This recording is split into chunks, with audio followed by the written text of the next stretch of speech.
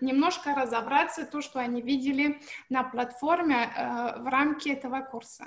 И я хотела им сделать сюрприз, потому что иногда Жуэль и Гийом, которые создатели школы научной ароматерапии УЕФАИ во Франции, у них иногда есть немножко времени для меня, и тогда мы организуем вебинар для студентов, чтобы вот они тоже могли познакомиться с ними.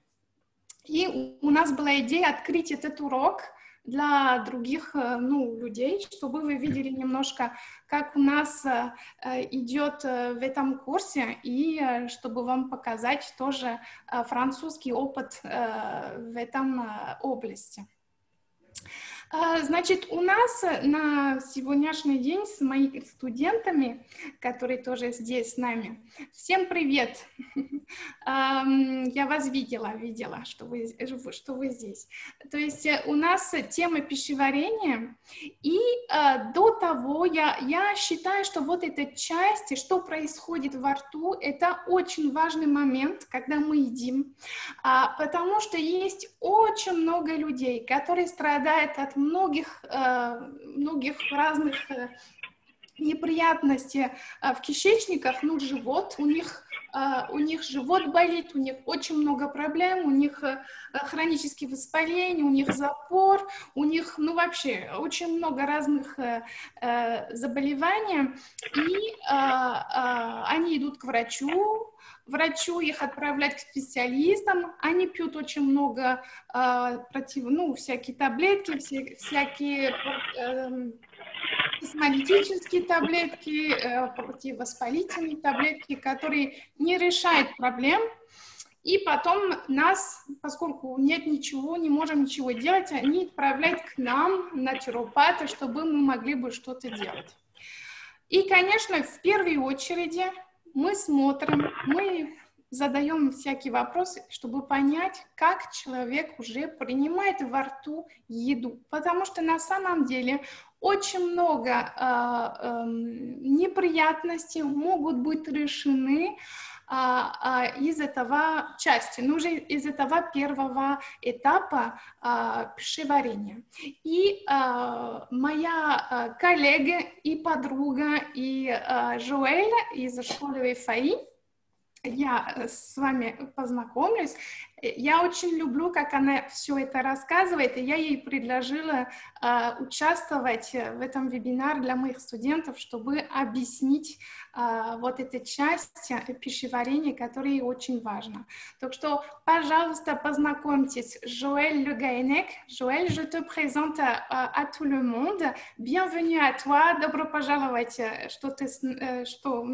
в России каким-то образом. Bienvenue en Russie, d'une certaine façon. И спасибо, что ты с нами сегодня.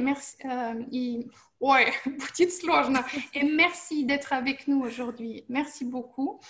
И c'est à toi. Это твоя очередь. Merci Ingrid pour ta présentation. Je n'ai pas tout compris, mais je suis sûre que c'était très bien. Et je dis bonjour à tout le monde de Paris. Спасибо, Ингрид, за презентацию и большой привет из Парижа. Alors, pour introduire le sujet de ce soir, j'aimerais juste vous faire réfléchir. Je ne peux pas vous interroger tous comme dans une pièce, donc juste dans votre tête, qu'est-ce que c'est que pour vous le bonheur? Значит, я хотела, чтобы вы смотрели немножко вот эту фотографию и чтобы вы задумались. К сожалению, я не могу слышать ответ каждого, вам очень много. Что такое для вас счастье? Даю вам подумать чуть-чуть. Можете ответить на чат, ils peuvent répondre sur le chat. Вот есть какие-нибудь размышления по этому поводу? Что? Так, я спрашиваю, есть ли какие-то идеи? Так, наверное, это очень философский вопрос. Вот нам написали, что, возможно, это здоровье. Peut-être que c'est la santé. быть здоровым и хорошо себя чувствовать, любовь, отсутствие тревог. L'amour, absence de soucis, l'amour, être en bonne santé. C'est bien tout ça. Так, C'est bien. легкость, гармония, L'harmonie. регулярный стул. Ой, он француз, наверное. Или naturopathe. Avoir un transit régulier, aller aux toilettes régulièrement. C'est très bien ça. Это человек знает, как нравится натуропатам. Alors moi, je vais vous donner la version d'un écrivain français. Я вам дам сейчас ответ известного французского писателя, Qui s'appelle Jean-Jacques Rousseau. его зовут Жан-Жак Руссо. Et pour lui, le bonheur, И для него счастье c'était tout d'abord un bon compte en banque. Ça это aide. сначала большой банковский счет. Да, это помогает действительно. Ensuite, il pensait qu'il fallait avoir une bonne cuisinière chez lui. Потом для него было хорошо вкусно кушать, поэтому хороший повар, который вкусно готовит. Et pour lui, ce qui arrivait en troisième, c'était une bonne digestion, en effet. И потом на третьем месте это было отличное пищеварение. Alors, qu'est-ce que c'est que la digestion? Что такое пищеварение? La digestion, c'est une fonction très importante de l'organisme Это пункт, который очень важен для нашего организма. Qui doit découper tout ce que vous mangez en tout petits morceaux. Который должен резать в маленьком куски все, что вы едите. Qui vont pouvoir être utilisés par l'organisme pour fabriquer des hormones, du muscle, tout ce qui va vous servir à être en bonne santé. И в конце будут маленькие элементы, которые смогут кормить наши клетки, и чтобы у нас были и мышцы, и гормоны, и вообще все, что наш организм делает. La digestion est ce qu'il y a de plus important.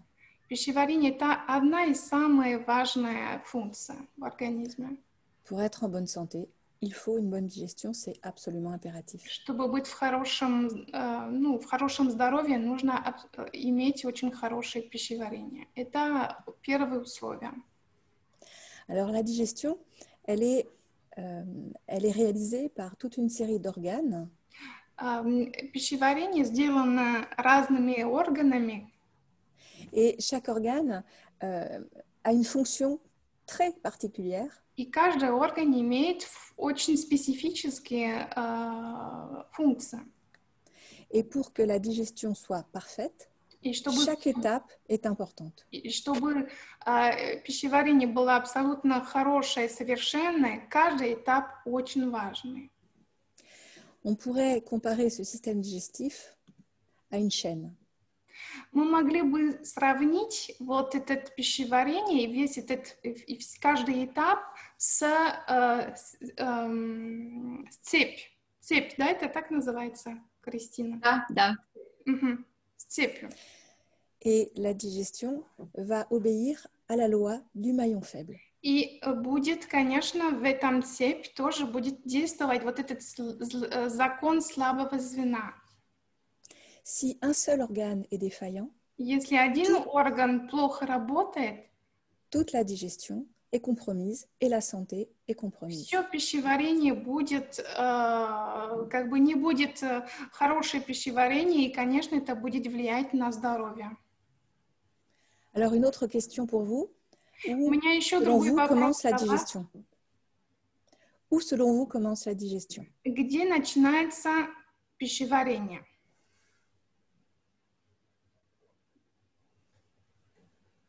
Так, в ротовой полости, во рту. Dans la bouche. Dans la bouche, vous êtes bien d'accord avec ça? Вы effet. согласны с этим? Да, очень хорошо. Все начинается с ртом. Et dans cette bouche, qu'est-ce qu'on y trouve? И во рту, что мы находим? Что есть во рту? On va y trouver les dents. Там есть зубы, конечно. La langue. Язык. La salive. слюна, Мгм. et puis la mâchoire. челюсть. Et tout cela va participer à une bonne digestion. И, конечно, вся эта структура будет помочь в пищеварении, ну, вот пищеварение, которое начинается во рту. Vous voyez là le muscle qui va permettre la mastication. Вот вы видите здесь мышцы, которые позволяют жевать. Il s'appelle le masséter. Ой, это ça, je Je ne sais saurais pas si tu as la dire. traduction. Я не могу сказать на русском языке, как он называется. Если кто-то знает, пожалуйста, можете подсказать. Но я не знаю, как на русском языке он называется. Ну, окей. Это мышца. Окей. Bien, ce tout petit muscle qui И est là этот маленькая мышца, est le muscle le plus puissant de votre corps. он является самой мощной мышцей вашего тела. Il peut exercer une pression qui va jusqu'à 58 kg par centimètre carré. Combien? 58 kg. 58 кило. У него давление, то есть вы можете сильно нажимать, и давление, которое вы можете тут опирать или использовать, это около 58 килограмм. Et puis nous avons aussi un certain nombre de glandes salivaires. У нас тоже есть железа, которые производят слюну, qui vont libérer la salive à l'intérieur de la bouche. который выделяет слюну внутри, во рту. Alors la bouche a de nombreuses fonctions et elle va exercer qu'on va pouvoir séparer, qu'on va pouvoir diviser en 3 grandes catégories. Во рту есть процесс, который, во рту есть, конечно, процессы для пищеварения, но есть 3 основные функции. Alors, des fonctions mécaniques, des fonctions chimiques et des fonctions énergétiques. Механические функции, химические функции и энергетические функции. La première fonction est extrêmement importante, c'est celle à laquelle on va penser en premier quand on parle de mastication. И когда мы говорим о жевании, мы, конечно, в первую очередь думаем вот о механической функции. Elle permet de découper tout ce que vous mangez en petits morceaux. Она позволяет уже все, что вы едите, она позволяет в маленьком куске все сделать. Voilà, on va réduire en plus petit. Вот, это размягчение. Наверное, так более понятно. Plus vous allez réduire les aliments et mieux les organes qui sont après vont pouvoir gérer la suite. Тем лучше вы будете делать этот процесс. Погоди. Тем лучше. Для начала вам надо обустроиться на новом месте. Извините, да. Спасибо. Тем лучше вы будете делать этот процесс, тем лучше пищеварение будет идти дальше. Alors, il y a une fonction qu'on connaît un peu moins bien, c'est au niveau des fruits et des légumes. И есть еще другая функция, которую меньше знаем, и которые относятся к фруктам и овощам. Lorsque vous mangez un steak, il est évident qu'on ait envie de mastiquer. On ne pourrait pas l'avaler tout cru, donc on prend le temps de le réduire. Вот когда мы едим, например, мясо, это относительно жесткая еда, поэтому мы не могли бы так ее глотать, и мы обязаны жевать, чтобы его потом глотать. Mais lorsque l'on mange des tomates, lorsque l'on mange des légumes qui sont pleins d'eau, on va beaucoup moins avoir l'impression qu'il est nécessaire de les mâcher. Но когда мы едим, например, помидор, все фрукты и овощи, где есть очень много воды, здесь мы меньше жеваем, потому что есть как раз очень много воды, и нам кажется, что не надо так сильно жевать. Or, nous mangeons des végétaux parce que ils contiennent énormément de minéraux et de vitamines qui sont absolument indispensables à une bonne santé. И мы едим фрукты и овощи, потому что там есть очень много минералов, витаминов, олигоэлементов, которые нам очень нужны для нашего здоровья. Et ces vitamines sont enfermées dans les cellules, dans chaque cellule de ces végétaux. И эти прекрасные элементы, они закрыты в клетке каждого, они закрыты в каждом клетке этих продуктов. Et ces cellules-là sont entourées d'une cellulose, ce qu'on appelle la cellulose, qui est un élément fibreux et assez solide.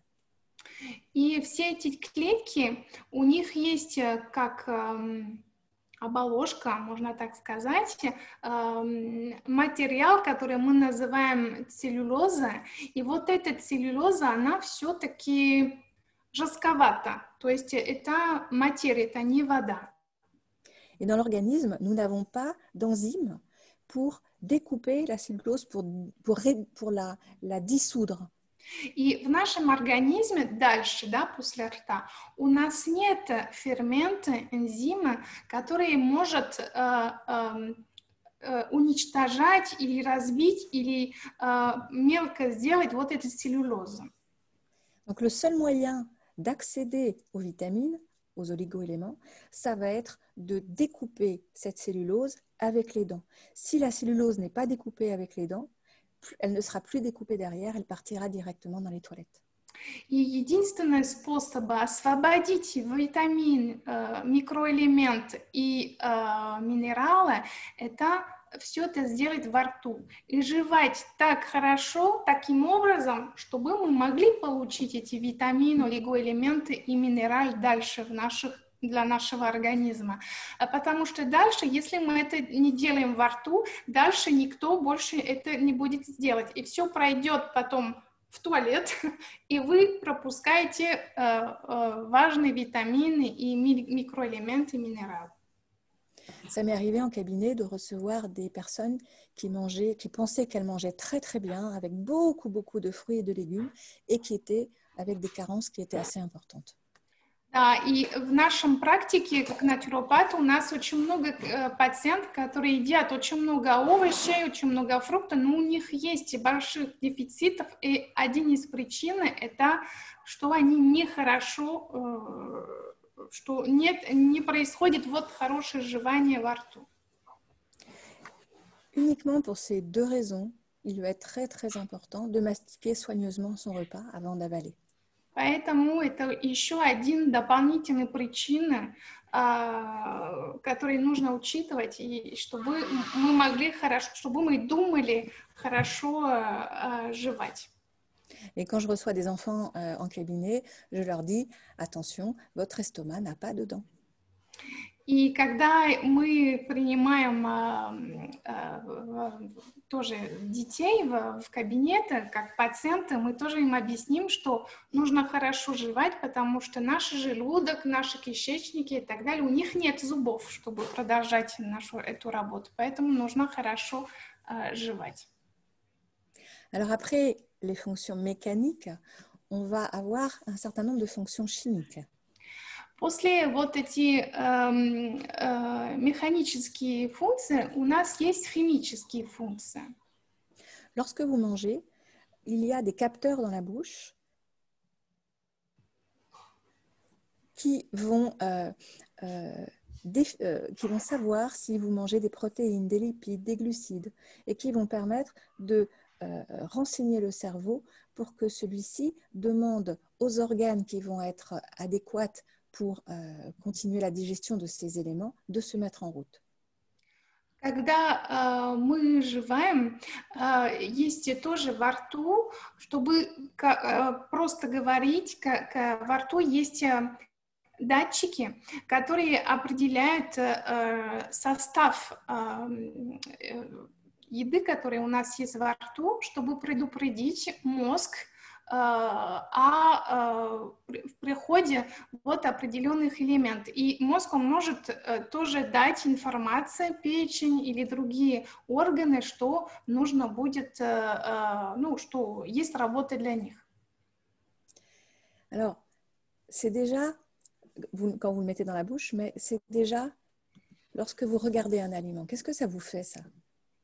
Вот, и на самом деле это начинается не когда все во рту, а начинается, когда вы смотрите. Какая реакция у вас есть, когда вы видите вот этот торт клубничный? Qu'est-ce qui se passe là dans votre bouche? Что происходит в вашем, во рту? Est-ce que vous êtes en train de saliver? Может быть, у вас слюны. Выделение слюны. Да. Est-ce que, Да. je ne sais pas si vous avez déjà dîné, mais si vous n'avez pas dîné, est-ce que votre estomac commence à gronder? Я не знаю, если вы уже ужинали, но если нет, может быть, вы голодны, и ваш желудок уже есть какие-то шум, он шумит, или есть какие-то блюк-блюк. Ну, есть, вы можете, может быть, почувствовать какие-то реакции тоже дальше в других органах. Là, en ce moment, votre organisme est en train de se préparer à recevoir un gâteau à la fraise. И может быть, что ваш организм готовится получить торт, готовится есть вот этот торт. Votre pancréas est en train de sécréter de l'insuline. Поджелудочная железа сейчас выделяет и производит инсулин. Ensuite, on va avoir une fonction de mise à température. Потом есть функция, которая тоже интересная во рту. Если мы что-то едим холодного, мы будем его разогревать. То есть тоже здесь он уравняет температуру, чтобы не вредить дальше наш организм. Votre organisme est à 37 degrés à peu près. Наш организм примерно на 37 градусов. Si vous mangez quelque chose de plus froid que 37 degrés ou de plus chaud que 37 degrés, votre corps, votre corps va devoir dépenser de l'énergie pour refroidir ou réchauffer le bol alimentaire. Вот если вы едите что-то, которое, меньше 30 градусов или больше 37 градусов, то ваше тело придется дальше тратить энергию, чтобы разогревать или, наоборот, охлаждать. Et le corps est toujours au maximum à faire de l'économie d'énergie. А тело, он постоянно делает, он экономный, и он старается экономить энергию всегда. Si vous êtes particulièrement fatigué ou si vous êtes malade, il va être très important d'essayer de manger le plus proche possible de 37 degrés. И если вам не очень хорошо, если вы болеете, это будет очень интересно попробовать есть и пить на вот температуру тела 37 градусов, чтобы тело не тратило, организм не тратил энергию разогревать или наоборот охлаждать, а чтобы у него была свободная свободную энергию на вылечение. Donc, le temps que l'aliment passe dans la bouche a cette importance-là aussi. И поэтому вот это очень важно, чтобы мы тоже dali время, чтобы во рту вот было вот это охлаждение или наоборот разогревание. Une autre fonction chimique, c'est une fonction d'humidification. Есть и другая химическая функция, это увлажнение. C'est-à-dire que si votre aliment est très sec, il va avoir du mal à passer après dans les tuyaux. Если продукт, который вы едите, очень сухой, ему будет очень тяжело потом идти по всему.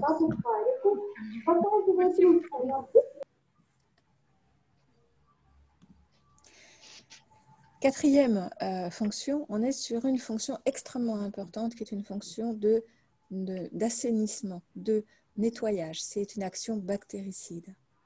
Есть еще благодаря молекул, которые у нас есть в слюне, которые тоже имеют бактерицидные действия. Поэтому это тоже здесь очень важно. Наш иммунитет тоже начинается действовать именно здесь, во рту. Dans la bouche se trouve énormément de bactéries.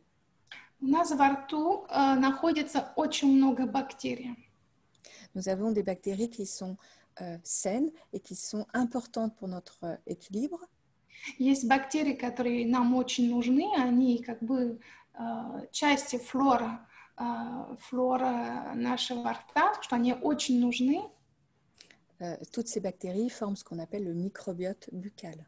Да, j'ai déjà dit. Tu l'as dit, d'accord.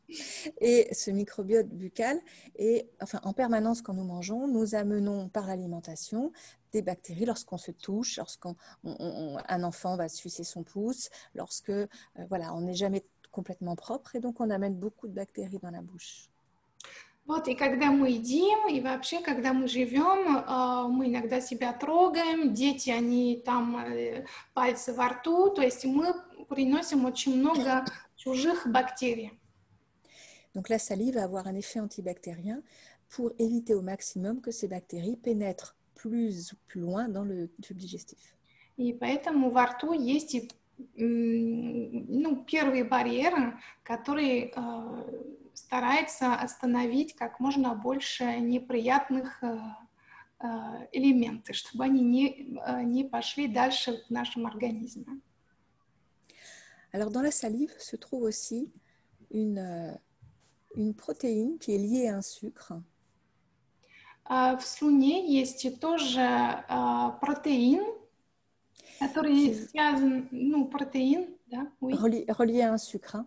C'est une glycoprotéine qui va s'accrocher à cette vitamine B12 qui est amenée par l'alimentation. Вот протеин, который тоже связан с... Attends, excuse-moi, tu peux répéter avec la... Elle va se lier à la B12. Это протеин, который будет иметь связь с витамином B12. Ce qui va lui permettre d'être protégée au passage de l'estomac où l'acidité est telle qu'elle pourrait être abîmée. И который будет защищать вот этот витамин, который могло бы быть уничтожено в желудке, где есть очень высокая кислотность. Donc, le temps, encore une fois, de mastication est important pour que les aliments soient bien insalivés, à la fois pour être bien humidifiés, pour être bien assainis pour les bactéries et que la B12 soit bien entourée de cette glycoprotéine. Вот поэтому здесь вы видите, насколько это важно принимать свое время, есть очень медленно, чтобы все эти процессы успели хорошо, чтобы эти процессы были хорошо сделаны. La dernière fonction chimique, c'est une fonction directement de digestion. И последняя функция, которая химические, это уже начинается пищеварение здесь. Il y a dans la salive une enzyme qu'on appelle l'amylase. Есть в слюне энзим, который мы называем амилаз. Et qui va transformer l'amidon en sucre déjà découpé, un peu plus découpé que ce long sucre qu'est l'amidon.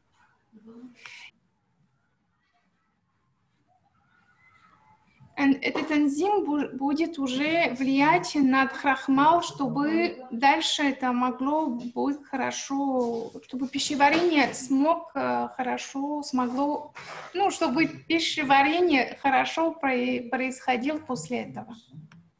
Ça va permettre de soulager le travail des autres organes qui vont avoir d'autres enzymes à disposition pour découper ces glucides. И, конечно, это очень нужно для других органов, которые тоже будут выделять энзим, ферменты для продолжения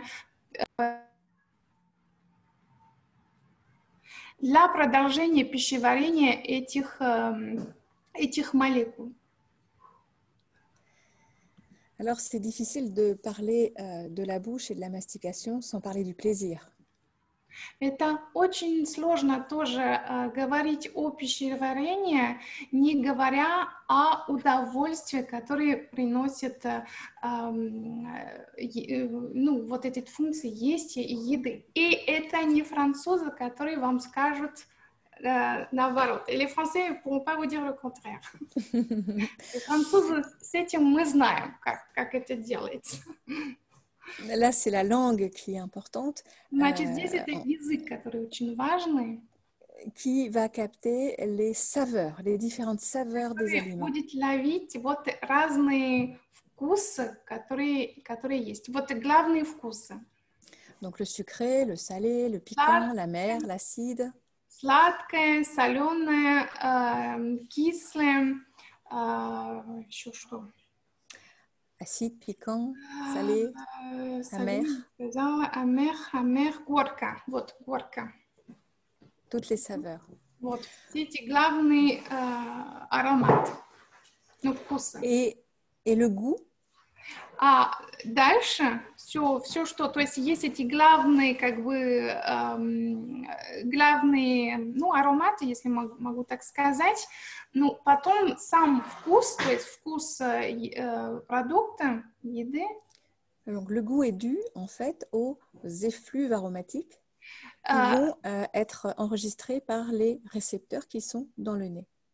И вкус, когда мы ловим весь вкус, это, конечно, влияет, это, конечно, все, что ловит все датчики, которые есть над языком, но тоже есть ароматические молекулы, продукт, который идет в датчики, которые у нас тоже есть на уровне носа, и которые будут весь вкус давать. Поэтому, когда мы болеем, что у нас много сопли в носу, мы ничего не чувствуем, никакой вкус, потому что язык это недостаточно. Язык не все ловит. Нужно абсолютно, нужно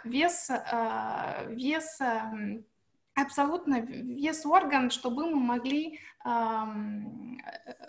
чувствовать все вкусы. Le goût, c'est donc en même temps les saveurs et l'odeur. То есть вкус это одновременно то, что мы ловим через язык, и запахи во всяком. Это ароматические молекулы, которые чувствуем через датчики, которые есть в носу. Et d'ailleurs, lorsque vous avez le nez bouché, vous allez savoir si ce que vous mangez est sucré ou salé, par exemple, mais il n'y aura pas d'autre goût. И поэтому, когда мы болеем, не чувствуем все вкусы. Il y a une autre fonction qui est très importante dans la bouche, c'est une fonction énergétique. Et je sais, Ingrid, que tu aimes beaucoup parler de médecine chinoise. Peut-être que c'est toi qui peux intervenir, comme ça je fais une petite pause. И тоже, когда мы говорим об энергетических функциях, мы тоже, как натуропат, мы думаем тоже о том, что китайская медицина принес в этом области. И я знаю, Ингрид, что тебе очень нравится эта часть, потому что тебе очень интересно. И мне кажется, что ты могла бы рассказать об этом лучше меня. И поэтому и в это время я смогу делать маленький перерыв. Вот, спасибо, Жоэль. Окей, ну, значит, что могу сказать? Действительно, когда мы едим, мы получаем удовольствие. Действительно, это так.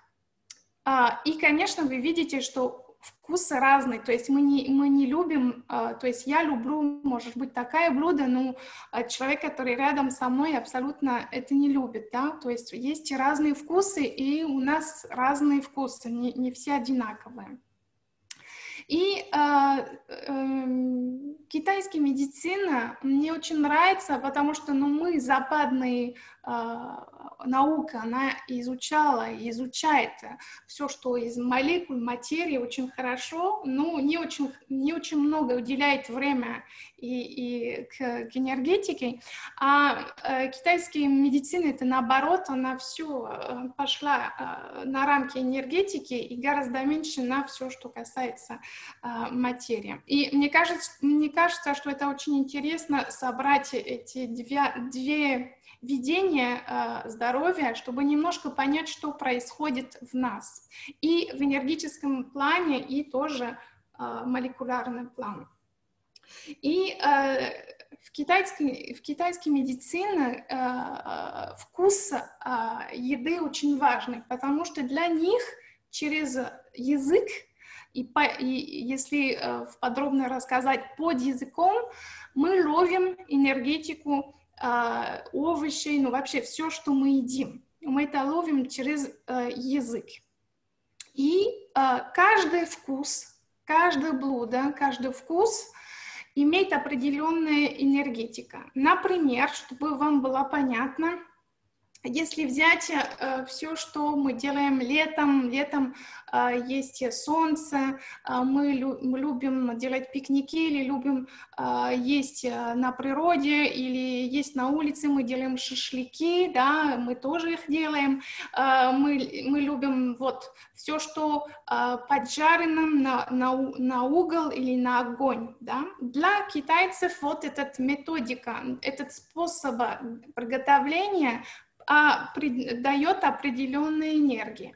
Это энергия радости, потому что действительно это очень весело, это вкусно, и все, что поджарено, все, что на угол приготовлено, и картошки фри, и все, что вот всех обычно мы любим, это относительно вредно, но все любят, это относится к энергии радости, потому что это очень праздничная еда.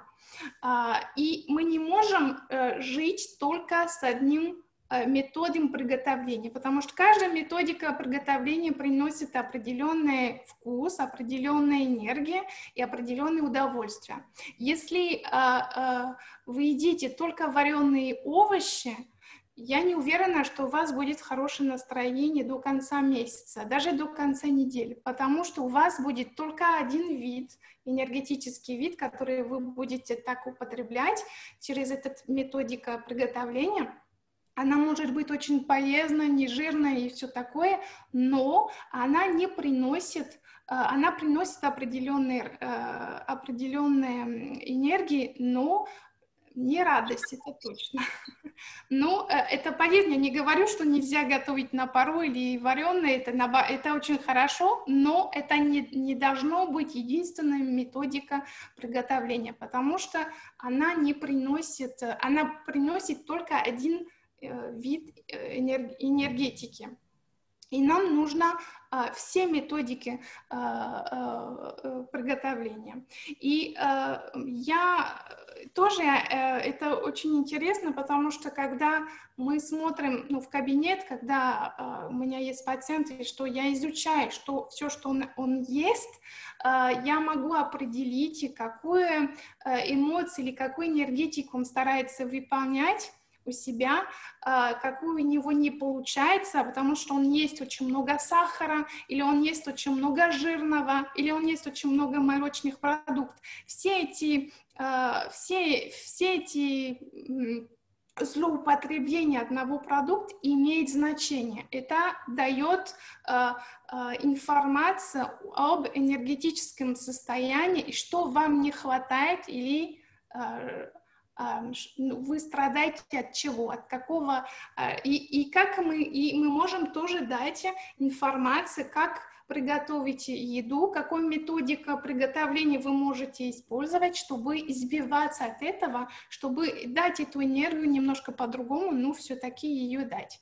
И почему от вас есть столько потребований вот этого сахара или вот этого жирного, это тоже означает очень много, и так мы можем изучать вот таким образом и исправлять немножко тоже вот через методику и приготовления мы можем немножко поменять вещи. Еще китайцы, они тоже связывают вот эту энергию, вот эти энергии, которые приносят вот эти методика изготовления, они тоже это связывают с органами. Например, если вам хочется пить много газированную воду или много... У меня вот весной у меня была просто очень хотелось есть сельдерей. Прям серая, даже не приготовленная, но сырая сельдерей. И вообще каждый день я ела сельдерей. Вот я это понимаю, что это мой печень, который... Вот нужно его что-то сделать с ним, потому что он требует вот зеленого, легкое, кислое, такое газированную воду. Это тоже печень хочет вот эту энергию. То есть каждый орган, он тоже требует, если могу так выразиться, свою энергетику, свою. Вот. И это тоже очень интересно, даже если, конечно, не научно, ничего, ну, это имеет очень много интересный момент, и можно понять и тоже очень много поведения от людей, у них есть специфические отношения к еде, и иногда можно очень хорошо это понять через медицинский, ну, китайский медицин, именно когда мы смотрим влияние между вот органы и то, что они требуют через еды, и тоже, что мы любим туда положить, какое удовольствие мы хотим получить во рту, если это кислое, если это горькое, если это поджаренное, если это жирного, если это сладкое, то есть все, что нам хочется испытывать, ну, как удовольствие, это много говорит о нас и о наших потребностях.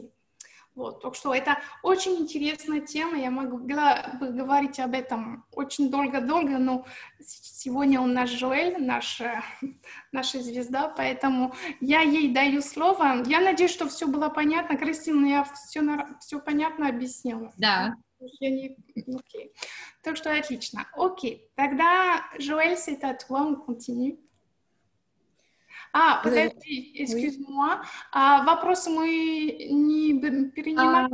Я думаю, что мы можем в конце... Ну, мы можем сейчас рассмотреть часть каких-то вопросов. Да, несколько вопросов, чтобы, да, делать маленький перерыв. Вот прямо сейчас вот вы говорили, когда про энергию, вот возник вопрос. Если у воды есть память и чувствительность энергии, то имеют ли такие же способности эфирные масла?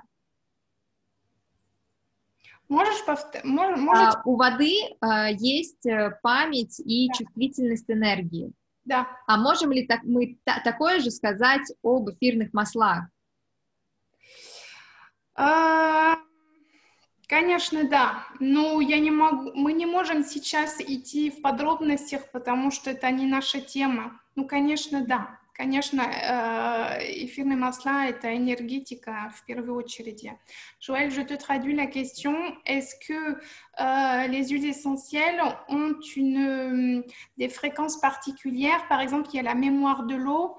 Est-ce que les huiles essentielles ont comme ça une capacité énergétique particulière?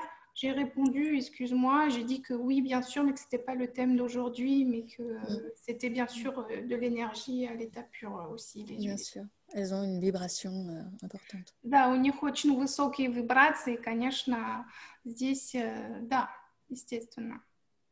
Да, вот значит, такой есть вопрос.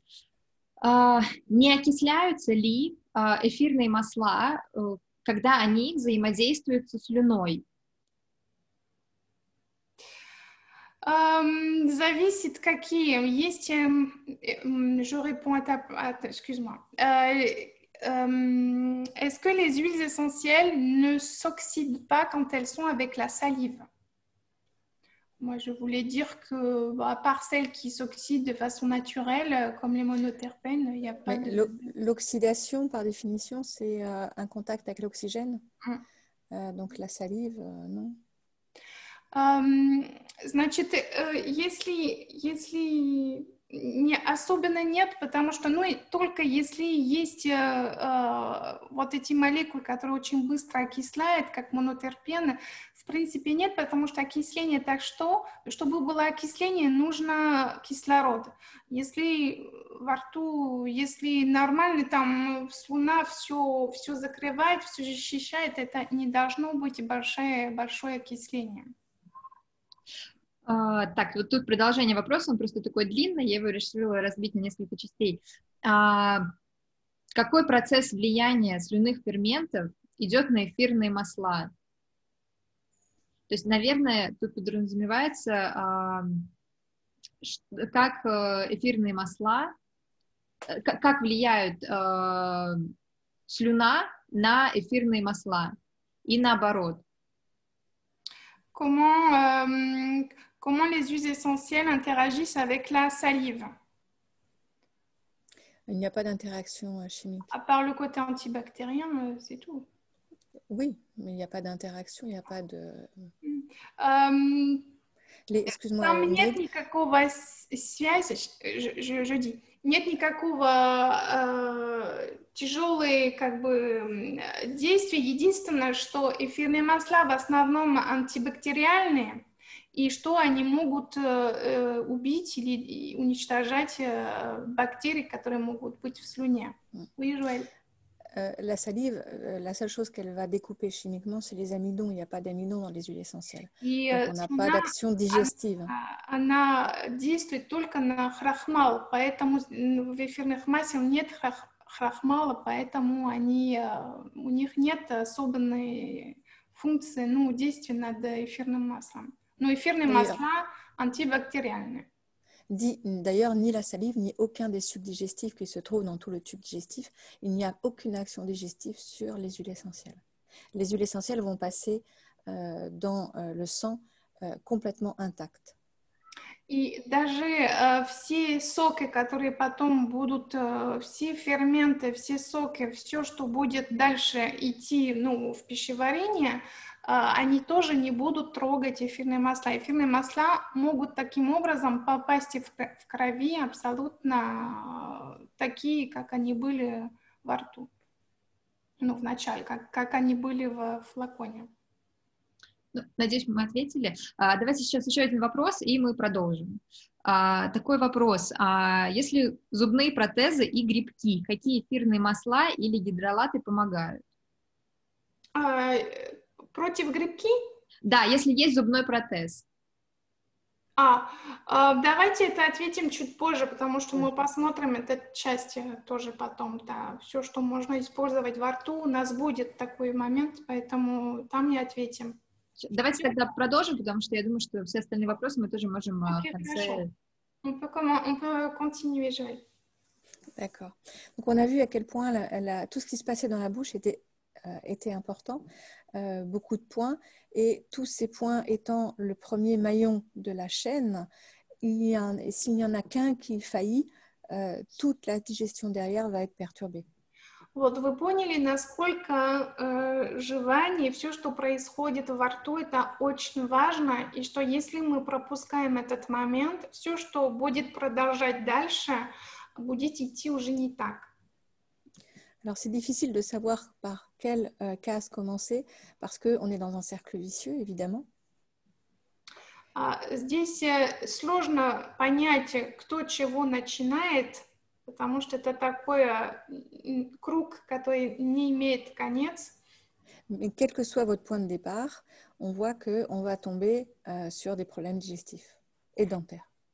Ну, всегда, когда есть вот такие проблемы, будет всегда нарушение пищеварения, ну, плохое пищеварение, значит, дисбиоз, в конце концов, и проблема в полости рта. Si vous mastiquez mal, vous allez de toute manière moins bien digérer. Если вы плохо жеваете, будете плохо переваривать. Et si vous digérez mal, si la digestion se passe mal, l'équilibre bactérien sain de l'organisme va se modifier. И если у вас плохое пищеварение, то есть баланс, который есть у вас в теле, ну, будет немножко, ну, будет нарушение этого баланса. Et si le microbiote est perturbé, vont apparaître des troubles bucco-dentaires. И если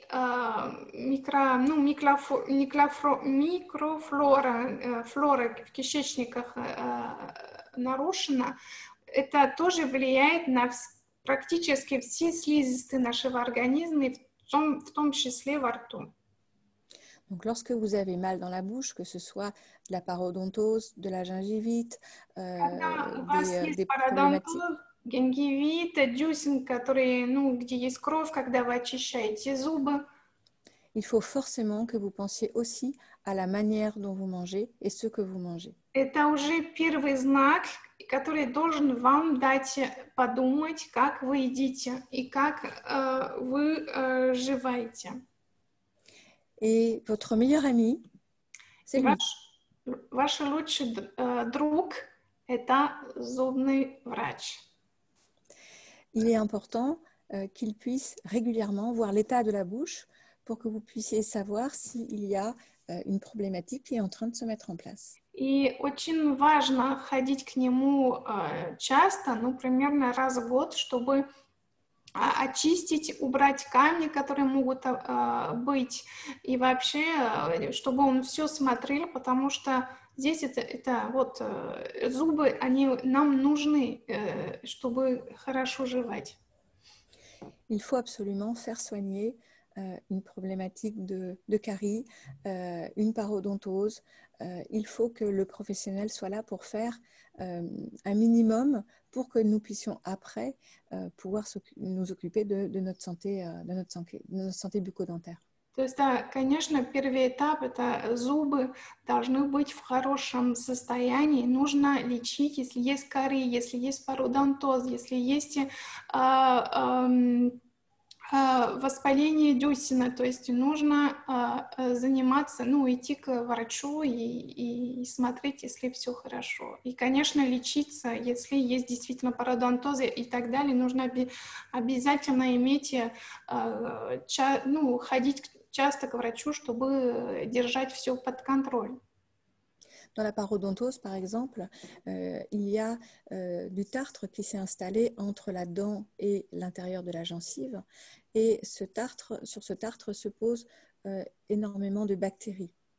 Например, в случае пародонтоза вот есть вот этот камень, который находится между дюсина и зубы, и там это провоцирует воспаление, и здесь могут спрятаться бактерии. Et si le dentiste ne cure pas ce tartre, ne nettoie pas l'intérieur, этот камень, не очищает это место глубоко и хорошо, vous pourrez mettre toutes les huiles essentielles que vous voulez, vous ne soignerez pas votre parodontose. Вы сможете мазать все эфирных масла, которые у вас есть и которые существуют, вы не сможете хорошо лечить ваш пародонтоз. Donc, c'est votre partenaire et votre meilleur ami. Значит, зубный врач ваш лучший друг и ваш лучший партнер. Bon, même si on n'a pas toujours envie de l'aller le voir. Но понимаем, что иногда не очень хочется к нему, но это очень, очень нужно. И, excuse-moi, Joël, je voudrais rajouter juste que я тоже хотела добавлять, что вот когда мы тоже если даже нет пародонтоза, а просто камень, вот, который есть из желтого цвета, который есть на зубах, если не убирать каждый год или 2 раза в году, зависит, если вы много производите или нет, то здесь тоже могут спрятаться очень нехорошие бактерии, и вот этот камень образуется, и могут вот эти маленькие камешки, они могут, если есть, конечно, очень много, что вы никогда не делаете, что накапливается, они могут потом попасть внутрь, потому что вы жеваете, вы едите, это маленький камень уже разбился, и он идет внутрь, и есть эти бактерии, они очень вредные, и они могут сильно повредить, и уже будет очень тяжело вас лечить. Эти бактерии могут атаковать сердце, они могут действовать на разные места, и очень потом tяжело все это убрать, поэтому это очень важно заниматься ртом. J'ai parlé des petites bactéries qu'on pouvait aussi ingérer via la plaque dentaire et qui peuvent être aussi très dangereux. Extrêmement, oui. Alors, à notre niveau, on va pouvoir s'occuper de notre bouche, de l'assainir avec trois types de produits. Значит, чтобы заниматься уходом за полостью рта, мы сможем это сделать. У нас есть вот три возможности, три продукта, которые мы можем использовать. Même si ça ne fait pas partie de l'aromathérapie, je voulais vous parler des bains d'huile végétaux. Это не совсем ароматерапия, но без них мы не можем обойтись. Это растительные масла. Ces bains sont connus dans la... Рот, и полоскание с растительными маслами. Voilà, ces bains de bouche sont très utilisés en médecine ayurvédique. В аюрведе они очень часто используют вот эти процедуры. Et peuvent très bien remplacer votre dentifrice. И они даже это используют как зубная паста. Ils vont permettre d'attraper toutes les toxines, les germes et les déchets qui sont liposolubles dans la bouche. Вот, мы сможем, таким образом, если полоскать рот с растительными маслами, вот эти масла, они смогут забрать абсолютно все токсины, все бактерии, которые липофилы, которые убираются жиром. Ce qui va permettre de les recracher. И вы сможете их потом плевать. Конечно, мы не глотаем ни в коем случае. Нужно оплевать, и уже они больше не во рту. Cela permet aussi de déposer un film lipidique, un film d'huile sur les dents, sur les gencives. Вот это растительное масло, он тоже оставляет маленькие покрытия, растительное покрытие, которое защищает. Cela empêche donc le sucre de s'accrocher sur les dents.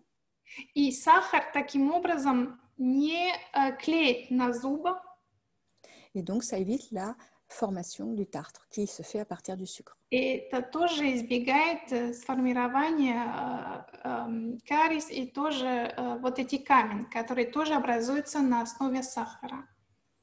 Alors, on peut faire des bains de bouche avec n'importe quelle huile végétale. В принципе, мы можем делать полоскание рот со всеми растительными маслами.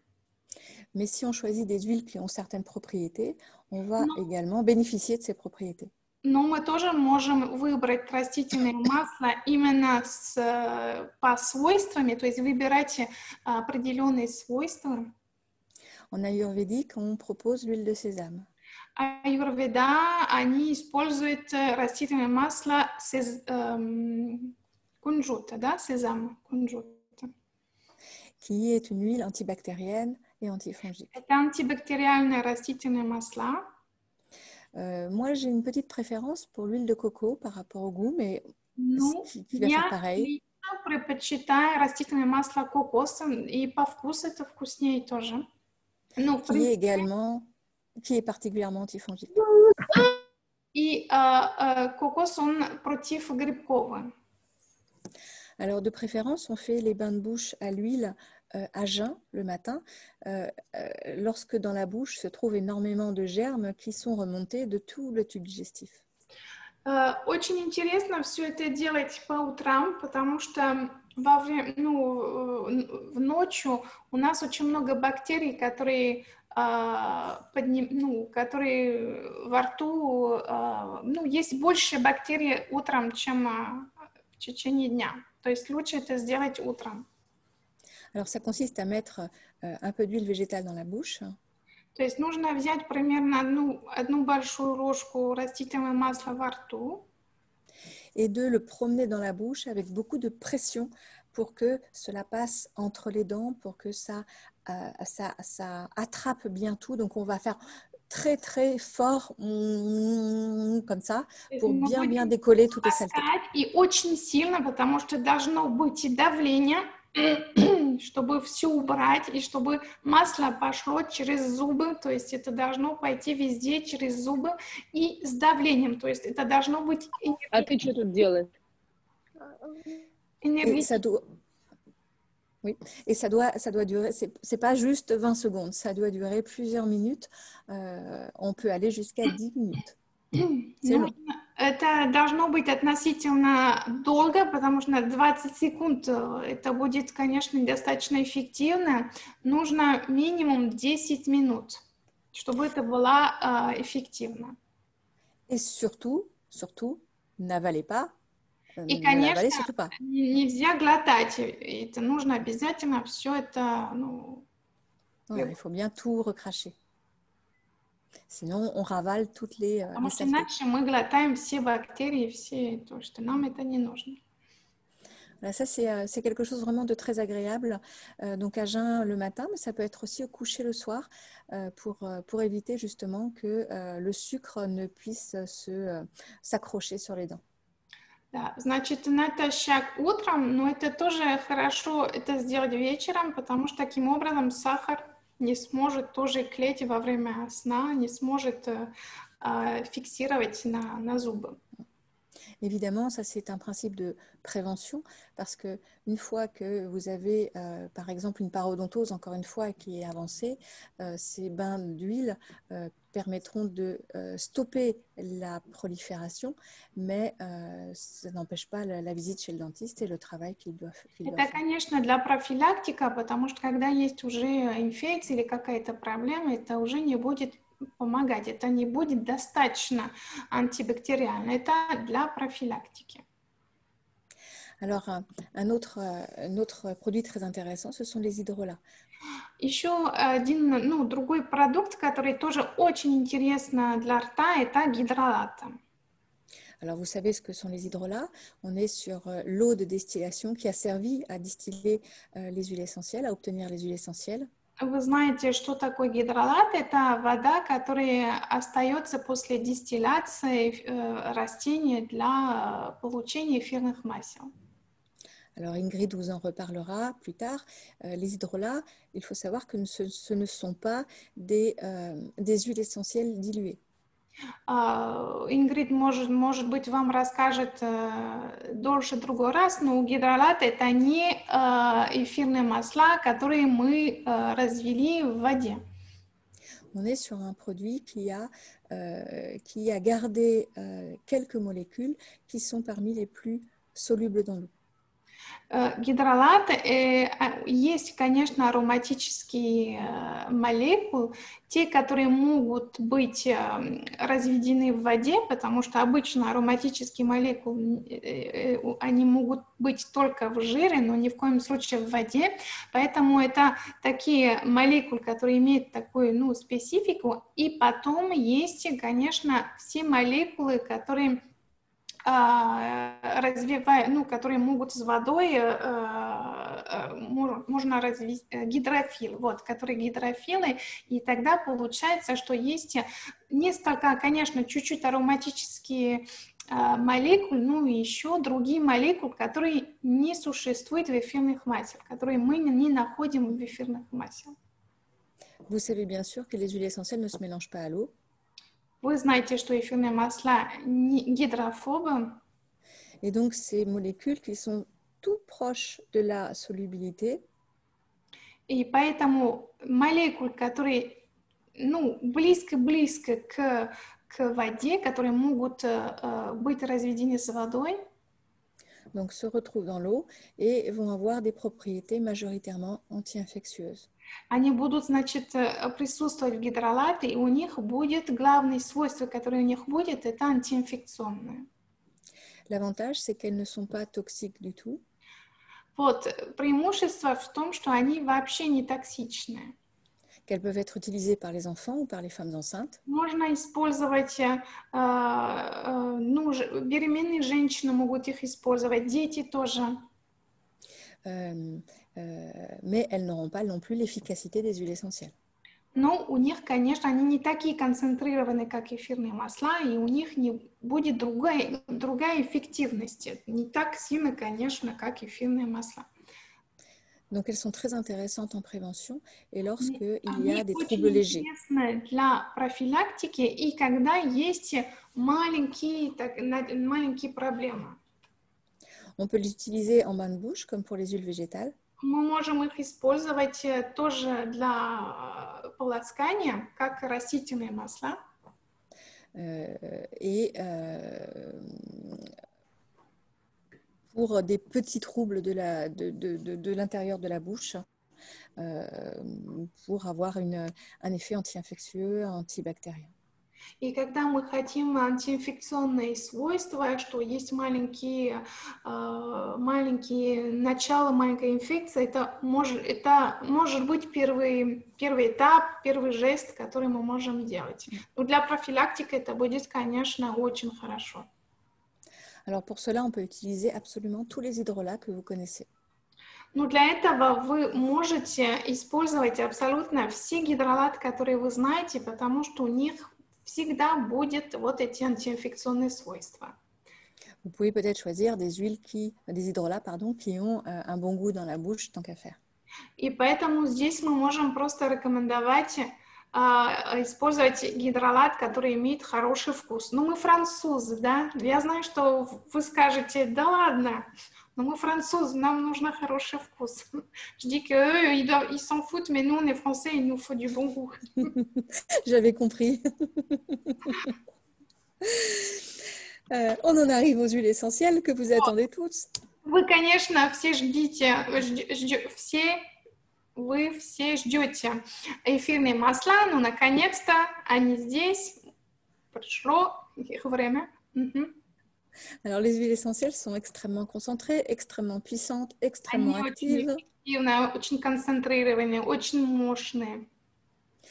On ne les utilise pas au quotidien et en prévention. И поэтому они тоже супер антиинфекционные, и мы не будем их использовать для профилактики, и потому что, je vais un peu plus loin, j'explique pour gagner du temps, потому что, как мы вам объяснили, эфирные масла, их главное тоже свойство это быть антиинфекционные, и если в гидролата это есть чуть-чуть, и вот это будет интересно для профилактики, эфирные масла, здесь есть слишком много антиинфекционных молекул, которые будут убивать нашу флору во рту.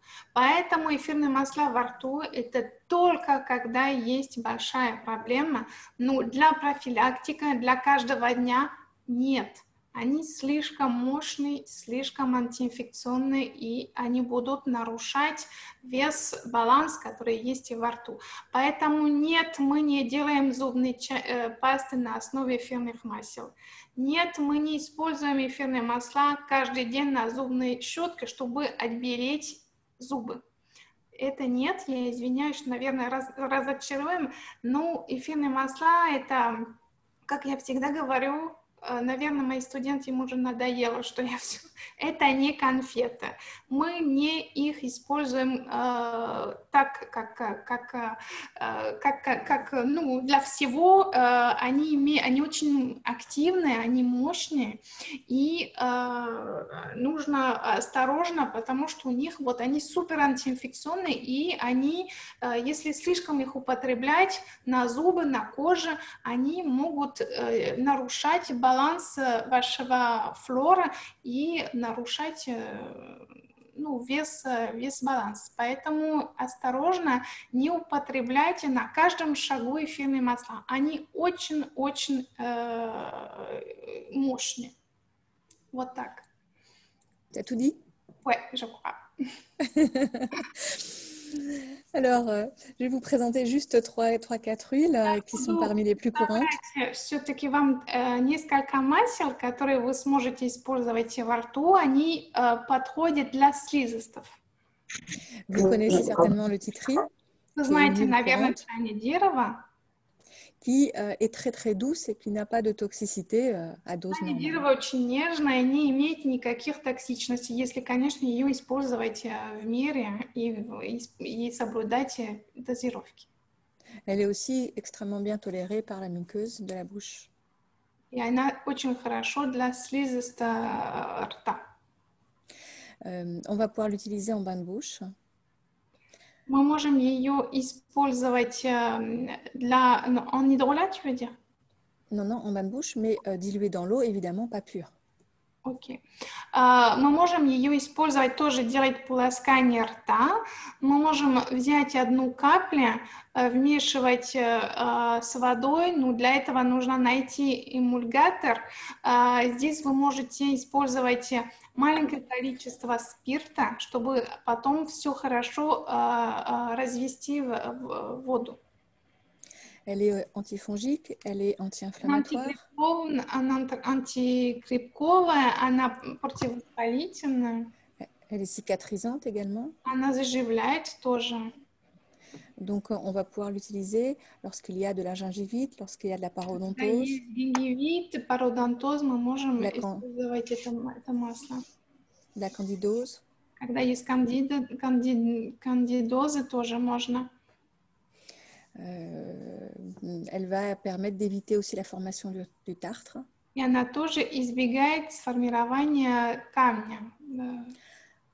Alors, on est sur une huile de soin très intéressante, mais qu'on ne va pas utiliser en permanence. Ну, она очень интересна, но уже когда есть реально что-то во рту. То есть, ну, не рекомендуем ее использовать каждый день от того, что она, масла, они очень концентрированные, есть очень много антиинфекционных молекул, и здесь это будет не очень хорошо это использовать каждый день. Elle peut être utilisée par tout le monde parce qu'on ne l'avale pas, on va recracher derrière. Дети могут ее тоже использовать, потому что мы не будем глотать, потом будем все это плюнуть, поэтому все могут ее использовать, даже и дети. Bon, le goût n'est pas très bon, mais j'ai cru comprendre que ça ne vous faisait rien.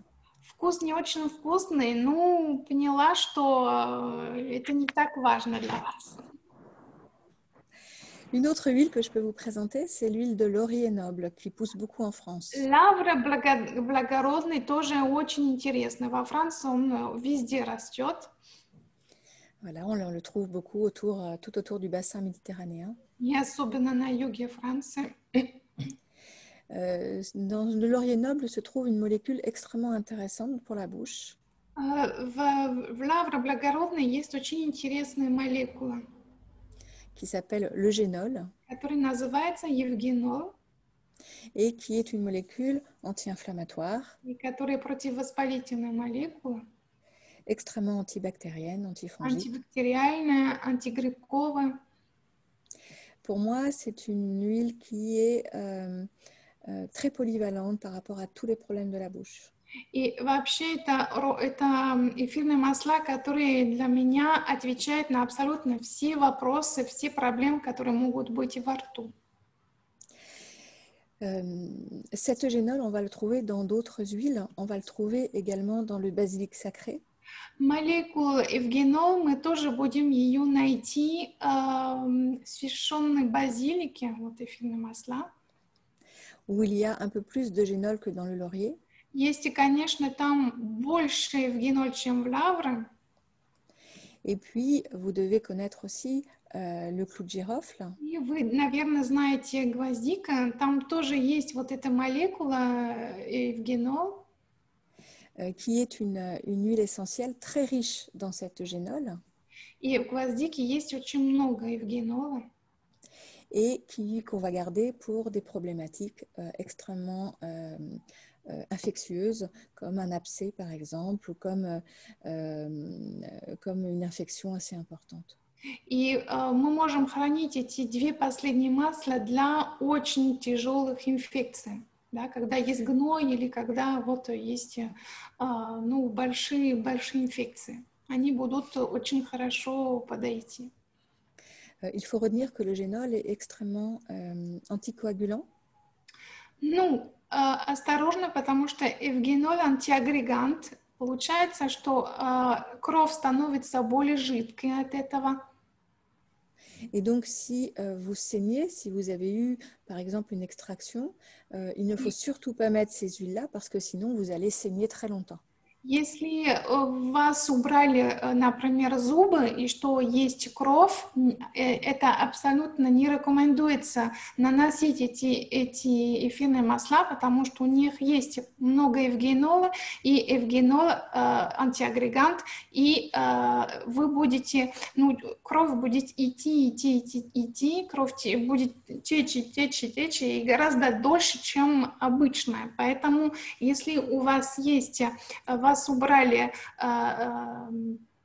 зубы, лучше использовать гидролат, полоскание рот с гидролатом, чтобы не было инфекции, но не использовать, или тогда использовать чайное дерево, но ни в коем случае лавр гвоздики или священный базилик, потому что это будет, ну, кровь будет течь очень долго. Une fois que la plaie est refermée, par contre, on va apporter une protection anti-infectieuse extrêmement suffisante. Но когда рана уже закрылась, что есть заживление, тогда здесь вы можете, конечно, их использовать, чтобы защищать, и это избегает употребления антибиотики.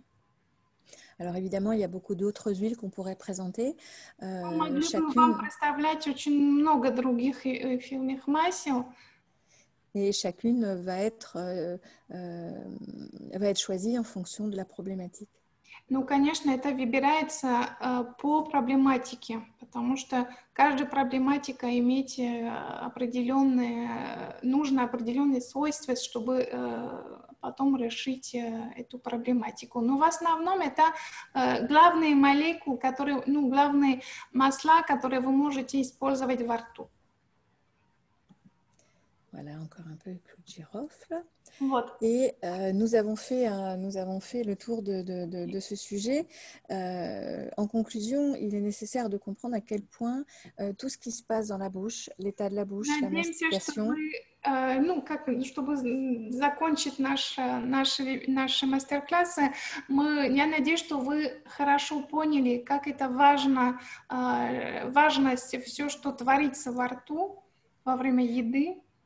Que tout cela est prépondérant dans l'état de votre santé. Это абсолютно важно для вашего здоровья. Это даже первые условия для вашего здоровья, и мы, натуропат, по опыту в кабинете есть очень много людей, которые очень плохо, ну, у них очень плохое жевание, и от этого много всего, ну, много проблем от этого. En ne faisant que mastiquer, en ne changeant rien d'autre. Вы можете уже попробовать ничего не менять в вашем жизни, даже не питание, не продукт, а только попробовать подольше жевать. Только этого. Vous pouvez perdre du poids.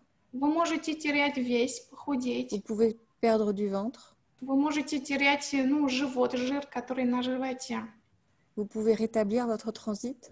Вы можете улучшить ваш, ну, транзит, чтобы, ну, регулярный стул, кто-то сказал, наверное, это хорошее выражение. Vous dormirez mieux. Вы будете лучше спать. Et vous serez beaucoup plus heureux. И, конечно, будете более счастливы. C'est facile. Это очень просто. Спасибо, Жоэль. Merci beaucoup, Жоэль. Спасибо большое. Да, спасибо большое. Мы можем сейчас перейти к вопросам? У нас есть немного... У нас 15 минут. Да, давайте мы 10 минут поотвечаем на вопросы и потом еще вот разыграем наши как раз подарки. Да? Значит, вопрос такой. 2 дня назад удалили зубы мудрости. Как можно помочь обезболить, убрать инфекцию и для быстрого заживления? Alors, on a enlevé les dents de sagesse il y a quelques jours. Comment faire pour que ça ne s'infecte pas, pour que ça cicatrise? Alors, c'est là qu'on va proposer un bain de bouche, mais surtout pas avec de l'eugénol, le temps que ça soit cicatrisé. Et le titri, là, fait très très bien l'affaire. Здесь вы можете употреблять, но вы же поняли, что здесь евгенол будем избегать, поэтому чайное дерево будет для вас оптимальный вариант. Вы можете полоскать рот 2 раза в день с чайным деревом, вот, и через несколько дней вы сможете, ну это уже от меня, вы можете использовать бессмертник. Вы берете ват, вы знаете, вот эти палочки с ватом, чтобы чистить уши. Вот вы можете добавить там 2-3 капли бессмертника и уже на месте трогать. Таким образом, бессмертник будет помочь заживлению. То есть сначала полоскание рот с чайным деревом и потом бессмертник. Можно тоже гидролат герани для заживления. Тоже будет очень хорошо. Можно вмешать все вместе и чайное дерево, и гидролат герани, чтобы делать такое полоскание. И будет одновременно антиинфекционные свойства и заживляющие свойства. Как помочь зубам при кариесе и чувствительности? Comment aider les dents quand il y a des caries et de la sensibilité? Les caries, il faut aller voir le dentiste parce que les huiles essentielles ne vont pas les faire disparaître. Elles arrêteront d'évoluer, mais elles ne vont pas disparaître. Donc, dentiste. Гидролат и эфирные масла, если есть карии, они могут мешать их развитию, но они не будут их лечить. То есть это нужно обязательно к зубному врачу.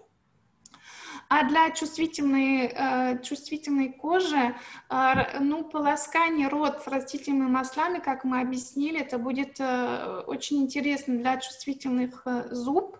И там тоже полоскание с гидролатом. Здесь можно бессмертник, можно ромашка тоже. Да, это поможет. Какие эфирные масла можно применять для полости рта детей? В принципе, все... Excuse-moi, Joël, c'est pour faire vite. C'est des questions faciles sur les hydrolats. Qu'est-ce qu'on peut donner comme hydrolat aux enfants? Примерно все, как француженка, я вам сказала, возьмите что-то вкусного для них. Но, в принципе, все подходят. Чайное дерево — это прекрасно. Когда мы говорили про растительные масла, попросили уточнить, какие именно масла подходят. Мы уже говорили, по-моему. Да, всем хорошо. Нет? Может быть, я плохо поняла. Можете еще раз повторить вопрос? Да, какие растительные масла, да, можно использовать? Растительные, я извиняюсь, растительные масла. Практически все. Вы можете использовать абрикосовый косточек, лесной орех, оливковое масло, почему нет? Что еще? Черного тмина. Вот все эти масла можно использовать без проблем. Вот про отбеливание. Как можно отбелить зубы с помощью эфирных масел?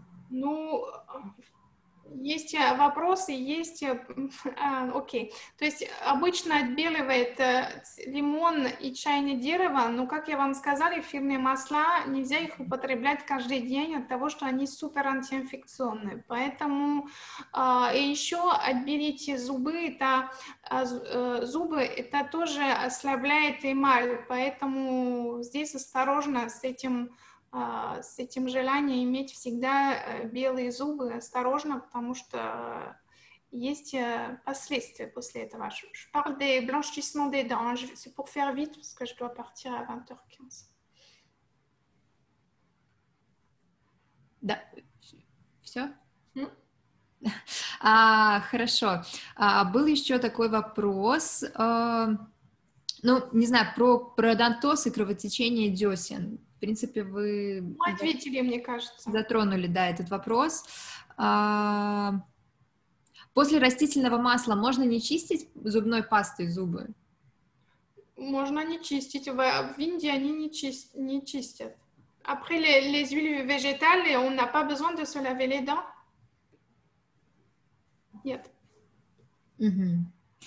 Ну, давайте Donc, еще... par contre, ce sera bien de le faire avant, Но pour enlever déjà les morceaux. вы можете чистить зубы до этого, и после очистки зубов вы можете делать полоскание рта с растительным маслом. Так, у нас еще есть... Какие эфирные масла можно использовать в стоматологии? Ну, мы тоже ответили. Это гидролаты, эфирные масла, это евгенол, там гвоздика, базилик священный, чайное дерево. Вот мне кажется, что мы уже ответили. Ну, наверное, мне кажется, на большинство вопросов.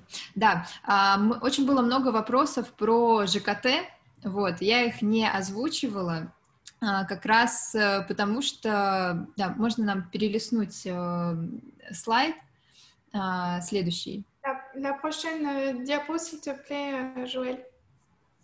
Да, было у нас очень много вопросов про ЖКТ, и так как у нас эта тема, сегодня вебинар был посвящен только полости рта, мы эти вопросы не озвучивали, потому что это бы у нас растянулось на очень-очень длительное время, но мы хотим просто вас проинформировать, что у нас есть мастер-класс, как раз, который посвящен именно эфирным маслам и ЖКТ.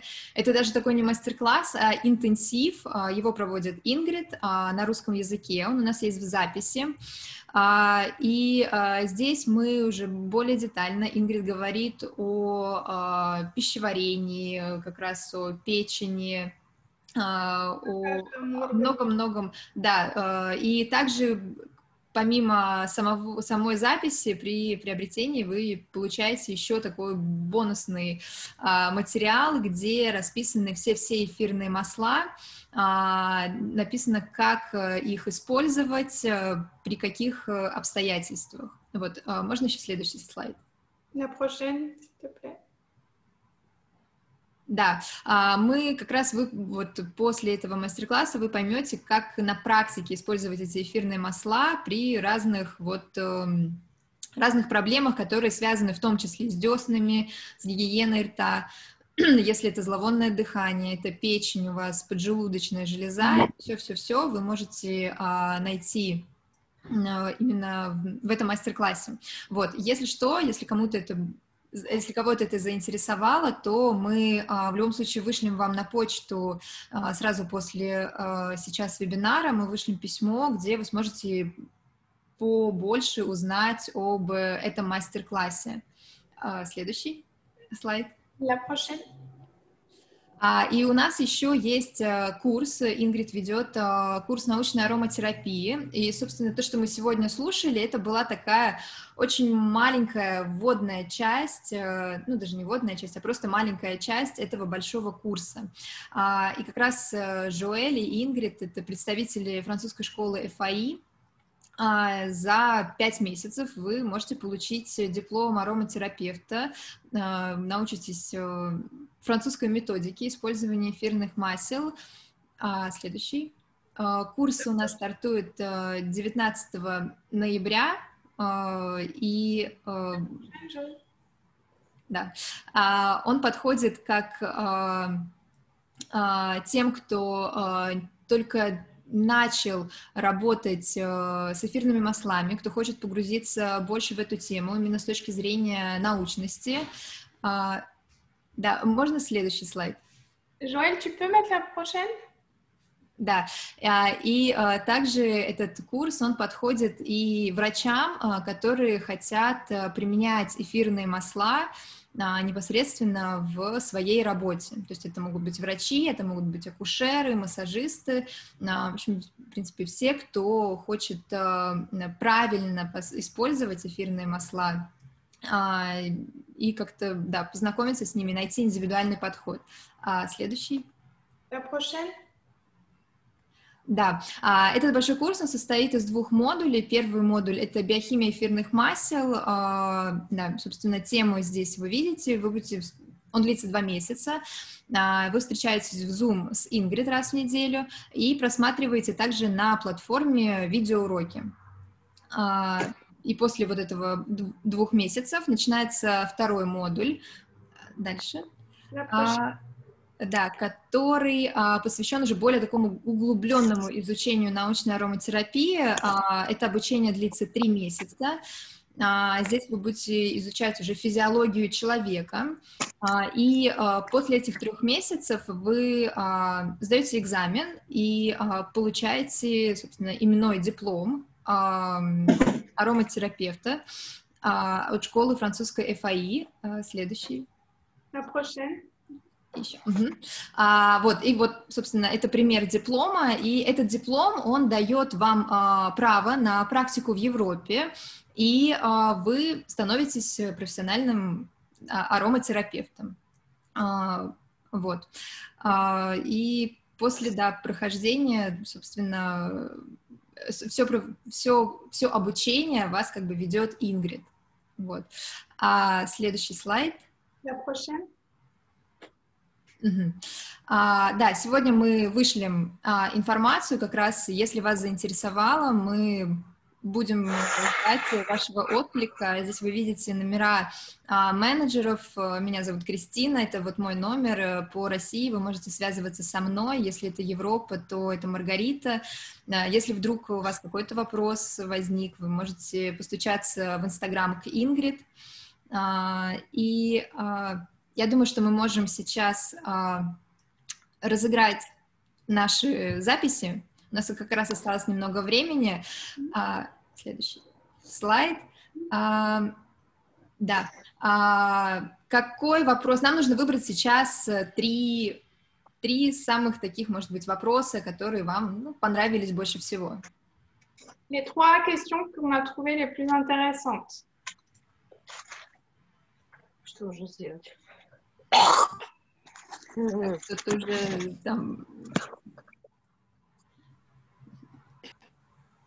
Так, были ли, да, какие-нибудь... Да, конечно, извините, можно я сразу отвечу про диплом? Конечно, во Франции знают про этот диплом. Ингрид, вы можете нам немножко рассказать, собственно, про ФАИ во Франции. ФАИ – это школа, которая первая во Франции получила аккредитацию государства, поэтому это частная школа, но которая получила вот эту аккредитацию государства, и эта аккредитация называется DataDoc в нашей стране, и это, конечно, дает официальное уже подтверждение от государства, что это диплом, который мы принимаем в нашей стране. Да. Так, давайте перейдем, да, сейчас к вопросам. Да, какие вопросы, может быть, вам запомнились? Запомнилось одно, она была написана, но я не знаю, если мы ответили на нее. Это про человека, который спросил, если можно использовать эфирные масла, когда у нас есть керамические зубы и так далее. Это был очень хороший вопрос, потому что действительно, когда у нас есть такие проблемы во рту, первая реакция, могу ли я использовать эфирные масла? И ответ это да. Ну, это, конечно, очень интересный вопрос. Joël, est-ce que tu as, j'ai dit pour les prothèses et tout ça, les céramiques, est-ce que tu as relevé tu te rappelles d'une autre question qui était intéressante? Sur les caries, est-ce qu'on pouvait mettre une huile essentielle sur les caries? Je trouve intéressant de comprendre que la carie, on est déjà sur une attaque et qu'il faut arrêter la propagation. Вопрос, который касался эфирных масла и карис. Если вот мы можем, какие масла использовать на карис, это было для нас интересно сказать, что нужно все-таки к врачу, и масла могут остановить развитие, но ни в коем случае лечить. Поэтому это была важная информация, и спасибо, что вы задали вопрос. Так, и еще один вопрос. Tu te rappelles? Si aussi, après une extraction, alors que tout est ouvert, de pouvoir avoir un effet désinfectant, mais sans un effet anticoagulant. И вопрос по поводу, когда убрали зуб, что есть кровь, есть раны, нужно заживлять, дезинфицировать и так далее. Вот тоже это. Да, у нас был вопрос про вот удаление зубов мудрости. Вы этот вопрос? Да. Вот так. Зубы мудрости. Все. Отлично. У нас есть три победителя. Свяжитесь, пожалуйста, постучитесь, пожалуйста, в Инстаграм к Ингрид, в Директ, и мы с большим удовольствием вышлем вам ссылку. Mettre la slide juste au-dessus, s'il te plaît. Avant, juste celle d'avant? Ouais, juste celle d'avant. Вот. Да, здесь указан Которые Инстаграм. не успели записать Инстаграм. Да, так что мы будем рады поделиться информацией. Вот, если кого-то заинтересовала какая-то информация или нужно дать больше информации, то мы открыты контактам. Вот, так что пишите, звоните. Будем рады пообщаться и рассказать больше об эфирных маслах вместе с французскими ароматерапевтами. Да. Спасибо вам большое за ваше присутствие. Я очень надеюсь, что вы уже будете жевать по-другому, что уже ваш следующий прием пищи будет абсолютно другой, что вы будете хорошо жевать, хорошо испытывать удовольствие и вот этой приятной энергетики, которую это дает, что вы будете думать о нас. До скорой встречи. Спасибо вам огромное за то, что вы были с нами. Я очень надеюсь, что это было всем полезно. Вот, целуем вас. Joël, спасибо тебе большое за вот твое участие. Joël, merci beaucoup pour ta participation. Merci beaucoup pour ton invitation. Спасибо за твое приглашение. Пожалуйста, de rien. Tu veux dire quelque chose à nos spectateurs? Ça m'impressionne beaucoup d'être avec vous qui êtes si loin de moi géographiquement et vive la technologie. Странно, что я так далеко от вас всех, и благодаря технологии мы можем собрать столько людей вокруг здоровья и вокруг гигиены рта, поэтому это замечательно все, что мы можем делать сегодня. Да, спасибо большое, что сегодня присоединились к нам. Будем рады видеть на наших следующих мероприятиях. У нас будут проходить и вебинары, и мастер-классы, и уже такое более профессиональное обучение. Так что будем держать вас в курсе и анонсировать. Да, спасибо вам большое. Спасибо. Спасибо, все отлично. Merci à tout le monde. Merci à tous. Au revoir. Au revoir. Merci. Au revoir. Au revoir.